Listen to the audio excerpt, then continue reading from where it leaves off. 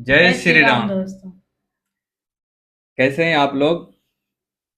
आज का टॉपिक हमारा है मतलब के रिश्ते।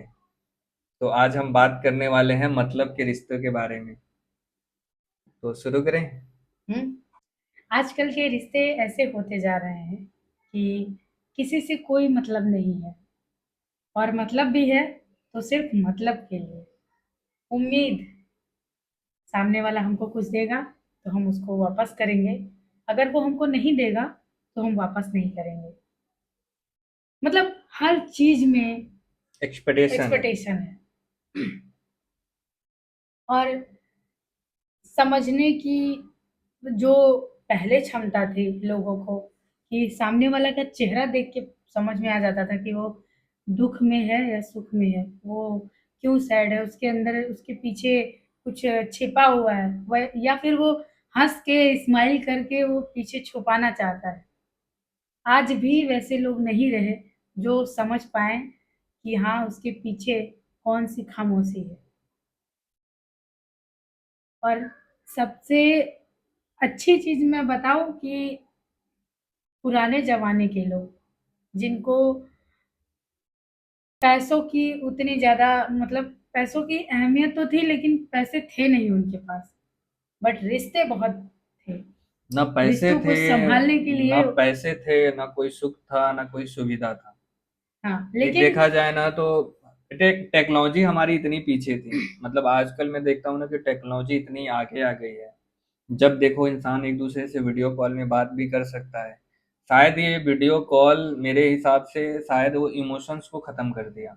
जो इंसानों के अंदर एक जो लगाव था ना, जो एक महसूस करने की जो क्षमता थी, शायद ये टेक्नोलॉजी ने खत्म कर दिया। और मैं कंप्लीट कर लेता हूँ कि मैं एक जो इंसान के अंदर जो एक अंदर भावना था ना कि मैं जाके मिलूंगा, मैं शायद महसूस करूंगा, मैं देखूंगा क्या कंडीशंस है। अगर मान लो कोई इंसान परेशान हो अपने लाइफ से लेके या किसी परिस्थिति से, हालात से गुजर रहा हो, या फिर वो इंसान की क्या कंडीशंस है, जब रिश्ते में आदमी जाता था, या फिर वो दोस्ती का रिश्ता हो, दोस्त से अपने मिलने जाएं, या फिर अपने रिश्तों से रिश्तेदार से मिलने जाएं, या किसी भी चीज़ों का, मैं कोई पर्टिकुलर किसी एक ही चीज़ों को लेके नहीं बोल रहा हूँ। रिश्ता तो हर किसी का होता है, परिवार का, भाई का, बहन का, दोस्ती का। दोस्ती का।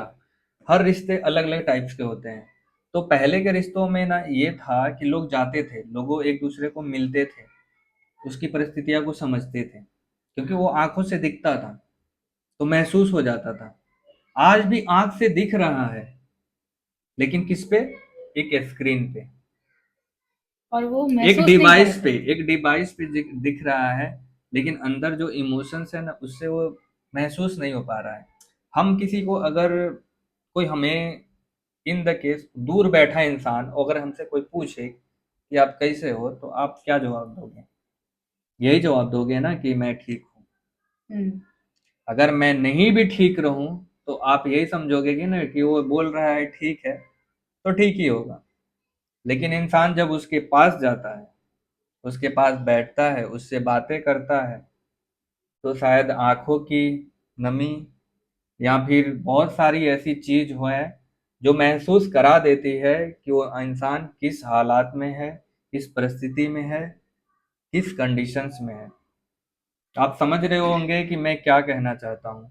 ये जो डिवाइस जो भी है, जिस टेक्नोलॉजी से हम बात करते हैं, चाहे ऑडियो कॉल या वीडियो कॉल या किसी भी चीज़ों से, शायद हम एसएमएस में बात करें, चाहे किसी भी चीज़ों में एक दूसरे से बात करते हो, अपने रिश्तों में बात करते हो। मैंने रिश्तों का उदाहरण तो आपको बता ही दिया कि रिश्ते में किसी एक पर्टिकुलर चीज़ों पे नहीं बोल रहा हूँ। रिश्तों में अगर भाई का रिश्ता हो, बाप का रिश्ता हो, बेटे का रिश्ता हो, माँ का रिश्ता हो, हर रिश्तों की बात कर रहा हूँ। हर रिश्तों का वैल्यू आज के समय में, ये शायद फ़ोन और टेक्नोलॉजी ने बहुत ही अलग तरीके से रिप्रेजेंट करके रख दिया है। मुझे जहाँ तक समझ में आ रहा है कि जो एक महसूस करने की भावना थी ना, लोगों के अंदर जो महसूस करने की जो क्षमता थी, जो इमोशंस थे ना, शायद इसने ख़त्म कर दिया। हम एक दूसरे को देखते हैं, पहले एक ज़माने में ना केवल ऑडियो कॉल लगता था, हम्म वीडियो कॉल का ज़माना ही नहीं था, हमारे पास उतने एंड्रॉयड फ़ोन नहीं थे। एंड्रॉयड फ़ोन, आईफ़ोन, अलग-अलग तरीके के बहुत सारे स्मार्टफ़ोन आ गए आज के दौर में। लेकिन एक समय था ना कि एकदम छोटे वाले फ़ोन आते थे। पहले तो वो पीसीओ वाला कॉल वाला लोग इस्तेमाल करते थे, घंटों-घंटों इंतज़ार करते थे। कोई इंटरनेशनल बैठा लड़का किसी का, किसी किसी बूढ़ा बाप का बैठा दुबई या कहीं अदर कंट्री में बैठ के नौकरी करता हो, वहां से अगर कॉल करता था ना, तो उसके जो पिताजी थे वो घंटों बैठ के इंतजार करते होंगे। मैंने उस चीजों को भी, उस समय को भी देखा है। तो एक वो जो पल था ना, मतलब एक कुछ सेकंड का बात होता था, और कुछ सेकंड का जो चार्ज होता था ना, वो काफी, उस समय के हिसाब से काफी महंगी थी। आज तो अनलिमिटेड का ज़माना है, फिर भी लोगों को बातें करने के लिए समय नहीं फुर्सत है। नहीं समय है। वही है, घंटे वही हैं। जो पहले 24 घंटे का समय होता था, आज भी 24 घंटे का ही समय है। कोई ऐसा नहीं है कि आज का जो दिन और रात का जो समय का वैल्यू है वो खत्म हो चुका है। दिन और रात मिला के 24 घंटे के होते थे। आजकल ऐसा नहीं है कि उस वो कम घंटों का होता है, उतने ही घंटे के होते हैं। जो पहले के दुनिया में जो लोग काम करते थे, आज के दौर में भी वही कर रहे हैं। हाँ, अब नौकरी करने का तरीके अलग हो गए हैं, काम करने के तरीके अलग हो गए हैं, टेक्नोलॉजी अलग हो गई है। शायद उसी की वजह से ये सब चीज़ों का वैल्यू खत्म हो गया है। और मेन क्या है ना कि एक चीज़ और भी है कि सोशल से ज़्यादा जुड़ गए लोग। इंसानों से ज़्यादा मोबाइल को अपने करीब रखने लगे। ये भी एक रीज़न है, लेकिन हर चीज़ों का अलग, मैं एक चीज़ों से बताऊँ तो टेक्नोलॉजी अपनी जगह पे सही है। हुँ। लोगों को यूज़ करने का तरीके अलग हैं। ठीक है, टेक्नोलॉजी है, आप उससे जुड़ गए, हम समझ रहे हैं, लेकिन इमोशन से कौन जुड़ेगा? तो वही चीज़ तो हम कह रहे हैं ना कि टेक्नोलॉजी ये नहीं ना बोलती है कि आप हमसे जुड़ के आप अपने, मेरे अंदर जो फीचर्स हैं आप उसको मत यूज करो। वो तो बोलती है आप यूज करो, लेकिन यूज करो, लेकिन भावनाओं को तो समझो। आप दिन भर घंटों घंटों बात करो, घंटों घंटों अपने सभी, जहां आपकी इच्छा है, अपने जो भी आपसे रिश्ते, मतलब मेरे वीडियो का टाइटल यही था, मतलब के रिश्ते। मतलब के रिश्ते तो हैं ही। आज तो दुनिया में शायद अगर एक दूसरे को सब कोई समझने लगे तो मतलब के रिश्ते खत्म हो जाएंगे। लेकिन आज हमारे पास टेक्नोलॉजी उसका उदाहरण नहीं है। अगर हम टेक्नोलॉजी के बारे में, अगर टेक्नोलॉजी नहीं होती तो फिर क्या होता? टेक्नोलॉजी बनी है एक दूसरे को, काम को आसान करने के लिए। आप दूर बैठे कहीं जगह पे आप किसी चीज का प्लान करो, और सडनली आपके माइंड में आ जाए कि भाई मैं ये चीजों को, मुझे इजीली तरीके से मिल जाए, या फिर डॉक्यूमेंट्स हो चाहे कोई भी चीजें हो, तो आप अपने मोबाइल फोन या कोई ऐसे डिवाइस का यूज तो करोगे ही। अब पहले ऐसे फैक्स आते थे तो आप घंटों घंटों लोग जाके इंतजार करते थे फैक्स आने के लिए। विदेश से बैठा कोई इंसान, कोई वीजा या पासपोर्ट या कुछ भी चीज़ों का डॉक्यूमेंट का एक छोटा सा फैक्स करवाना रहता था, लोगों को बहुत देर तक इंतजार करना पड़ता था। आजकल टेक्नोलॉजी आ गई, कोई फोटो शेयर करना हो, कोई डॉक्यूमेंट शेयर करना हो या कुछ प्लान करना हो, बहुत इजीली तरीके से हो जाता है। लेकिन अगर यूज करने का तरीका लोगों को पता रहे तो फिर वो कोई दिक्कत नहीं है।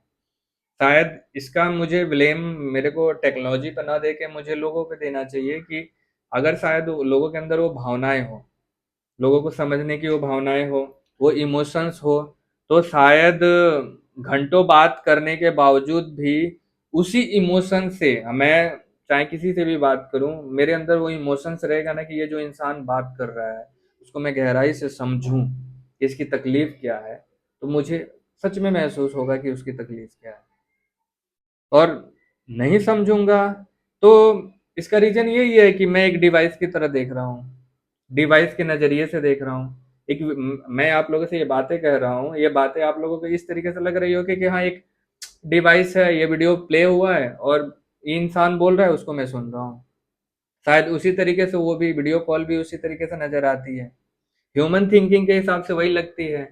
लगते तो अपने हैं, लेकिन उनकी तकलीफें, उनकी भावनाएं शायद नहीं महसूस हो पाती है। बहुत सारी ऐसी चीजें होती हैं जो अधूरी रह जाती हैं, इंसान कह नहीं पाता है, सामने वाला सुन नहीं पाता है। लेकिन एक तरीके से देखा जाए ना तो हम आज के जनरेशन में सबसे ज़्यादा हम ये देखते हैं कि रिश्तों का मतलब ना हो गया है। और जिसको रिश्ता रखना भी है ना, अगर वो कोशिश भी करता है ना रखने की तो भी नहीं रख पाता है। और दूसरी चीज़ क्या है, कोई कोई रिश्ता रखना ही नहीं चाहता है, और कोई कोई रखना चाहता है ना तो वो इसका सुनो इसका री सुनो इसका वो रीजन क्या मैं बोलता है कि मेरे पास टाइम नहीं है। कैसे टाइम नहीं निकल पाता है? आप अपने काम को पहले अपॉर्चुनिटी देते हो कि भाई ये मेरा काम है, मुझे इसको करना है। उसको करने के बाद आप खाली टाइम में, पता है, आप लोग खाली टाइम में मोबाइल चलाते हो, मोबाइल को समय देते हो।